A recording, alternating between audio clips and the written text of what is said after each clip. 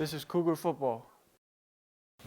Matt Abrama, Casa Grande High School, Petaluma, California, very strong kicker. Most notable thing about him is how strong his leg is. One of the strongest high school kickers' legs that I've seen. Cedric Biggie Duran, offensive lineman, 6'6", 310. He might be bigger than that. Oceanside, California, Oceanside High School.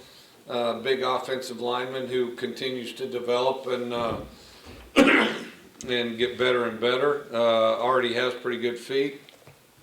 Trayshawn Broughton, cornerback, 6'1", 175. Vista Marietta High School, Riverside, and then Riverside Community College. Great cover corner, quick feet, instinctive. C.J. Demery, wide receiver, 6'6", 210.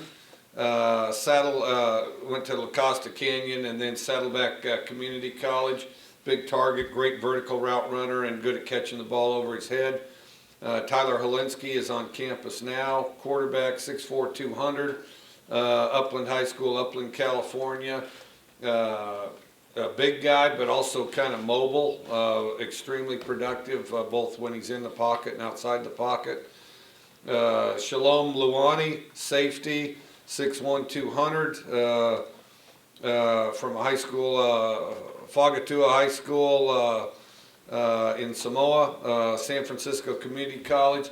One interesting thing about him was, from what I understand, actually on the Samoan national soccer team, so he's got great feet, very quick and aggressive player, and smart. Hunter Maddox, defensive line, 6'4", 260, Sierra Canyon High School, Calabasas, California. Big, strong football player. Good hands and very active out there at the line of scrimmage. Jeremiah Mitchell, defensive lineman, 6'4", 265. Riverside Community College from Lake Elsinore, California, on campus. Big, strong, tenacious pass rusher. Very high motor guy and a great player. Darren Moulton, cornerback, 5'10", 165, Temecula, or Chaparral High School, Temecula, California. And I think as he continues to develop, is going to get better and better, incredibly quick. Noah Myers, who's gotten bigger and stronger since we recruited him. Offensive lineman, 6'5", 300. Los Lomas High School, Walnut Creek, California. And Noah, like all these offensive linemen, are fairly flat stomach guys. So they're fairly athletic people that, in addition to their current frame, which is fairly big, we can put additional strength and weight on. Nnamdi Agayo, outside linebacker, 6'4", 215, Batesville, Maryland, High Point High School. Big, tall, lanky, big hands, big feet, outside linebacker. Runs well and is going to turn into a very big, solid player. Has a big frame to put a lot of weight on. Davis Parrott, offensive line, 6'5", 270. Mountain Point High School, Phoenix, Arizona. Offensive lineman, kind of a mean streak guy, quick feet. Aaron Porter, linebacker, 6'3", 230. La Habra High School, Cerritos College. Great at pursuing the ball, passion to play football, great tackler. Cameron Powell, safety, 5'11", 195, might be taller than that. Upland High School, Upland, California. Not only a very intelligent player, but also very quick at sorting it out and breaking on the ball. Joseph Price, offensive lineman, 6'6", 270. Redlands East Valley High School, Redlands, California. Another mean streak guy that plays with very aggressive mentality and has great feet. Kyron Priester, on campus now, wide receiver, 6'1", 185. Brookwood High School in Atlanta, transferred to us from Clemson. Very good in workouts and big, strong, extremely physical wide receiver, as well as being fast. just really an outstanding athlete. Amosa Sakaria, 6'3", 280. Tafuna High School, American Samoa. Good, solid, strong player. Dion Singleton on campus now, safety, 6'2", 180. Chiwana High School, Pasco, Washington, tall, lanky safety, also great feet. Kyle Sweet, wide receiver, 6'1", 190. Santa Margarita Catholic High School, from Santa Margarita, California. Great feet, great coming out of his cuts. Has also played a lot of positions because of his ability to pick things up and his intelligence as a football player.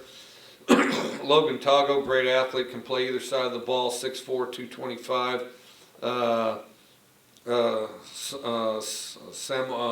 Samoana High School, Pongo Pongo, American Samoa. Really good athlete, versatile.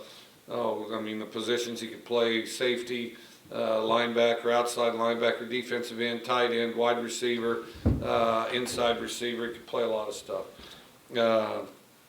Thomas Toki, defensive lineman, 6'1", 307. St. Francis High School, Mountain View, California. Very traditional, hard-nosed, aggressive nose guard. James Williams, running back, 5'11", 185. Burbank High School, Burbank, California. Extremely explosive, low center of gravity, but great out of his cuts. And then TJ Fahoko, defensive lineman, 6'1", 265. That's not on your sheet, so that'll give you something to do in the meantime. 6'1", 265, Salt Lake City, Utah. Has played on the end as well. Plays inside and on the end, and just a quick, athletic defensive lineman. So, proud of our staff. Thought they did a tremendous job.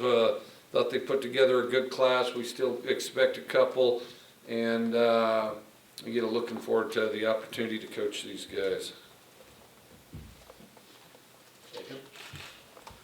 Mike, there wasn't an extended period before you guys had announced the new defensive coaches when a lot of defensive prospects still kind of publicly declared their intent to play for you. How were you able to accomplish that?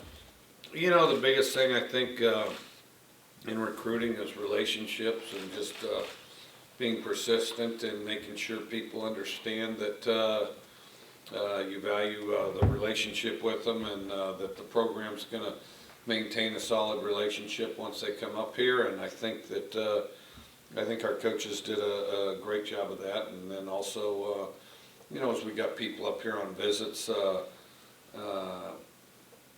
with the facilities in place, which they haven't been for long, but since August, they got to kind of see where they fit and the commitment here. And I think all that rubbed off and all that played into it. And then within that individually, there's other reasons too. But were these last couple of weeks of recruiting, were these a good opportunity to get to know Coach Grinch and Coach Manning and to kind of see them in action off the field? Well, both great recruiters, both contributed to the class, no question. But it was a good opportunity spending time in airports and in cars and whatnot. And they've really done a good job, and just great people. And we took our time in the whole process in selecting who we're going to coach these defensive positions, and we're very excited about these two guys. Before you guys hired Coach Grinch and Coach Manning, did you guys notice significantly the loss of two coaches when you guys were on the recruiting, or was it a smooth transition? You guys were able to cover it all just as easily? Probably a little of both. I think we just, guys we had worked harder and got more places faster. I think, and then, and the guys we had were incredibly aggressive recruiters, and I think it's paid off. What has Joe Salavea meant to you guys in your recruiting? Oh, well, awful lot. I mean, just on our staff in general, Joe's one of the most passionate football people I've ever met.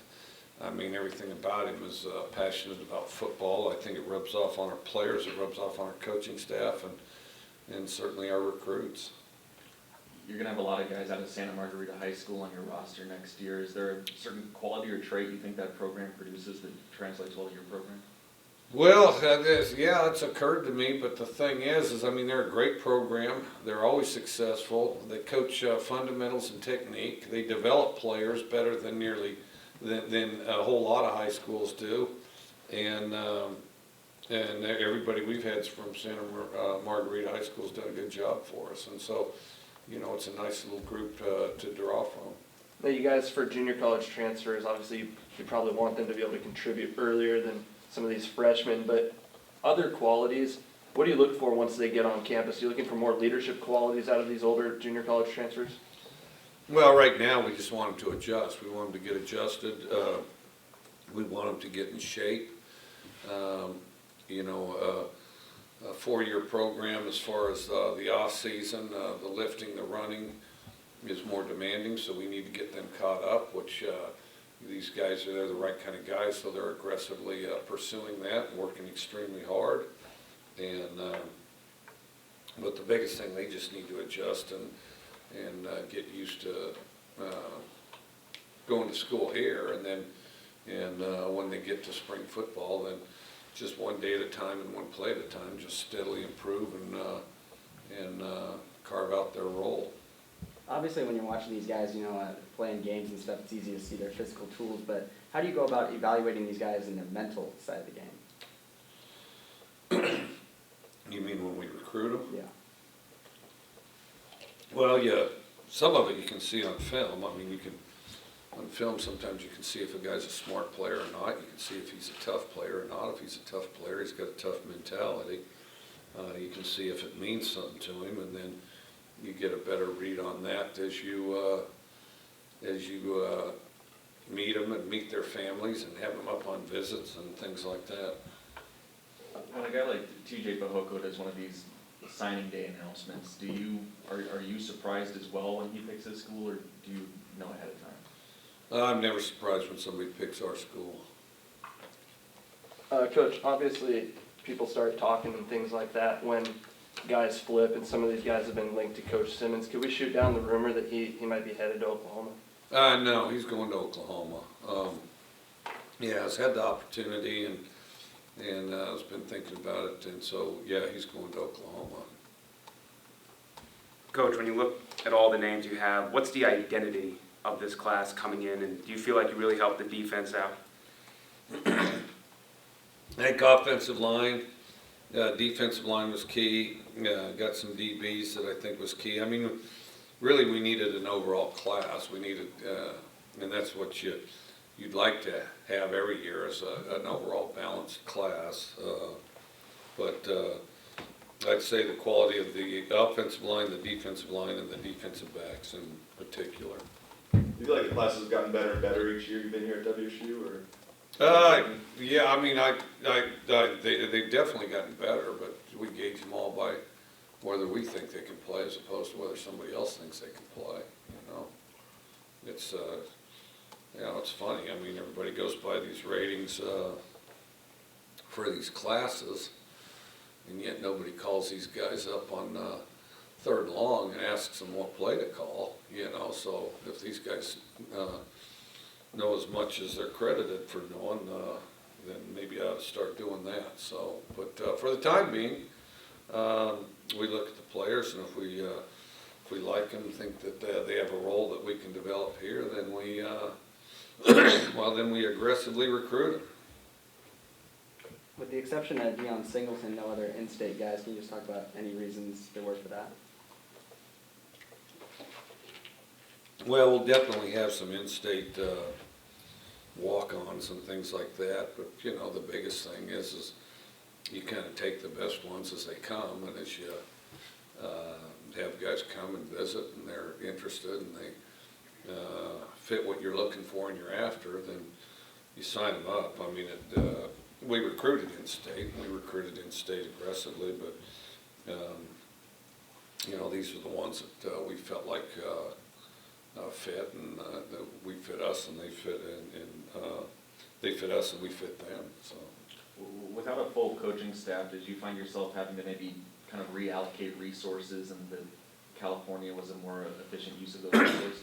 Well, not as much that, but a little bit. We had to stretch areas some, you know, we had to stretch areas and aggressively, you know, a guy has an area and everybody'd have to expand to other areas some, so. You had some 11th hour additions and some 11th hour subtractions. Are you noticing it over the last couple of years, and especially this year, to close on guys, or not as much? Everybody has. There isn't anybody that hasn't. I'll bet you there's not one program in the country that hasn't. I think it's a constant, you know, people get social media faster than they ever have, more than they ever have. Within a split second, something can deliver some type of an impression in somebody's mind. Recruiting's covered at a higher rate than it ever has been. There's too many cooks in the kitchen on recruiting. I think anytime you get beyond parents and coaches, that's arguably too many people. And then I think that, well, then you have things like all-star games and media events, you know, actual media events and stuff that, and I think as you do this, it creates a higher level of distraction, and it's more volatile than it has been. There's always been an element of it, but usually it was wrapped up by 10. And this year, and we're certainly not the only one, we're in the majority on this, you guys can ask questions before or faster than we can get all the papers in, you know. When you have two receivers coaches in the program and one leaves, so you still have one in-house, does it give you a little breathing room to make sure you can find the right guy at this point in this point in the calendar year? Yeah, I mean, I think, you know, we've got a lot of good candidates and stuff like that, and so, and we're, well, if we don't end up full today, we'll be pretty darn close, so. I mean, I haven't added them up, how many we got on here? Whatever it equals. 323 now. Yeah, you like that, so then, so if we get a couple more, we're full. Mike, because the state of recruiting is such that it is now, where kids are maybe a little more prone to make last-second changes of heart, do you find yourself having to spend more time finding backup plans, talking to kids that, you know, maybe probably won't be coming along, and is that kind of change the experience for you?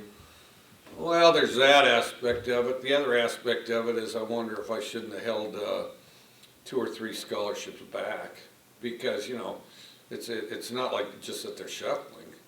I mean, there's a certain number out there that just haven't made up their mind. So. I know coaches are never a big fan of the recruiting rankings, but you guys were pretty high up, and then you started to fall. Were you ever concerned at all, and are you concerned now about where the program stands when it comes to recruiting? I don't know what you're talking about, but I like the recruits we got, and think they're good ones, and can't wait to coach them. Coach, with Helinski coming in, you graduated early, I guess what are your thoughts on that? I mean, is obviously the quarterback, it makes sense, but do you encourage recruits to do that, or is it just each individual's choice? Quarterbacks are more inclined to do it. It's each individual's choice. My thought on it has always been, if a guy's anxious to do it, ready to do it, then it's a good choice. If it's a guy that's going to get, and now everybody will get homesick a little, but if it's somebody that's going to, you know, wish they'd played the spring sport, wish they'd gone to prom, and, you know, we thought about missing out the whole final chapter with their friends in high school, then they should stay in high school rather than force the issue of doing off season and spring football. You know, I mean, if they're anxious to do it, I think it's great. If they're not anxious to do it, then, you know, then it's just constant adjustment, and yeah, they do get adjusted, and it typically works out real well, but the semester tends to be wasted. Helinski incidentally has a great attitude and is excited, and, you know, does a great job integrating himself as a member of the team, and yeah, quarterbacks typically mix pretty well. When you when guys come in early like that, do you try to get them to room with maybe an older player or something to help that adjustment period? Yeah, we facilitate that. We Antonio Huffman guides them through, because, the hardest time to come in is at semester because there's only a few of you. And then, so you need to, so it's not like they have the whole group to fall back on and, like, so like in the summer, we'll have about 27 or so come in. So they have that whole group to hang out with and be friends with until they get adjusted to the whole team. When you have like 3, well, then we specifically call in guys and ask them, take this guy around, make sure he's included in everything. And then, we take an active role of taking them around to their classes, making sure they know their way around town, and then just contact with them.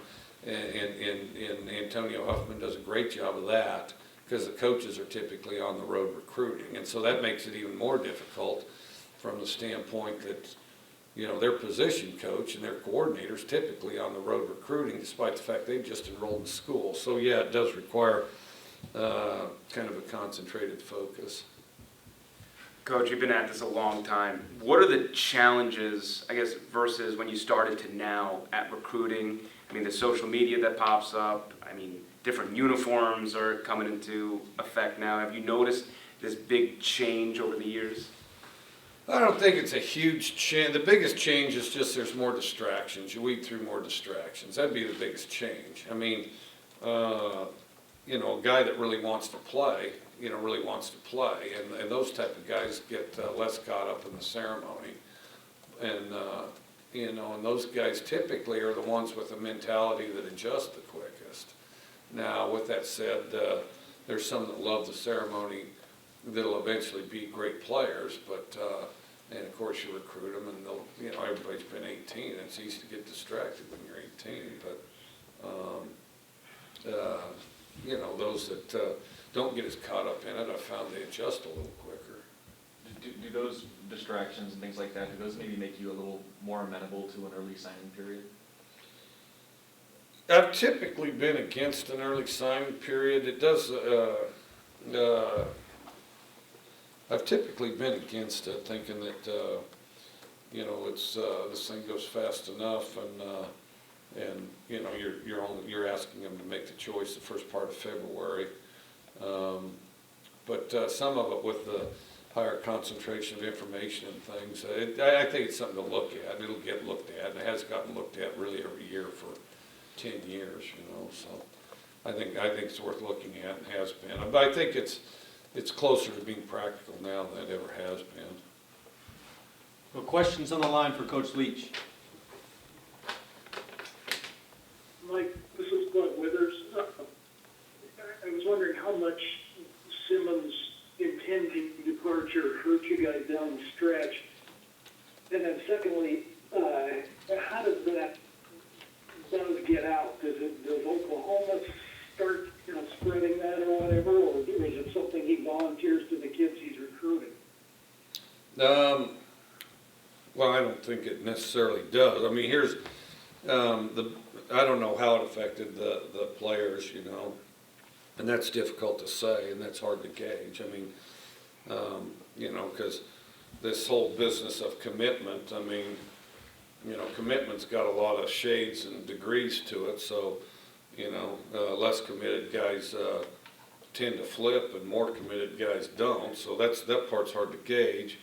And then, of course Dennis has been aware of the opportunity and then just recently decided that that's what he was going to do, so, any underlying impact and all that,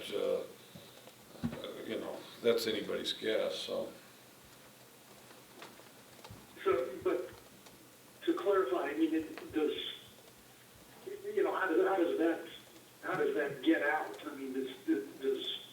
Does it originate from the school he's going to, or? Well, it originated here just now. I'm sorry, it cut out. It originated here just now. As far as people's intentions or thoughts or what they're looking at, I imagine, some of that may get verbally passed around, but,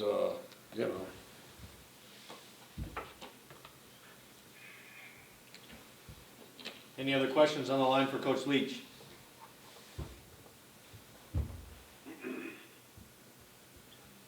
one more question in the room? Coach, how often, in your experiences, have you scholarshiped a freshman kicker? Less rather than more. I mean, I have, but, and then, you know, with that said, the biggest thing it does is give us depth. I mean, we feel good about Matt, but also it's gonna be a position that's competitive, just like all our positions are. I mean, you know, there's some scholarship receivers playing behind walk-ons from time to time too, so, now you're in your job out there every day, but it gives us depth at the position. I've done it before, and it just kind of depends. If you got to feel the guys that battle it out and somebody gets to the surface, then you do it that way. Mike, there was a large article in the past week quoting a lot of major conference assistants kind of saying that negative recruiting is becoming more of a factor, more of an issue. Is that something you've noticed or run into?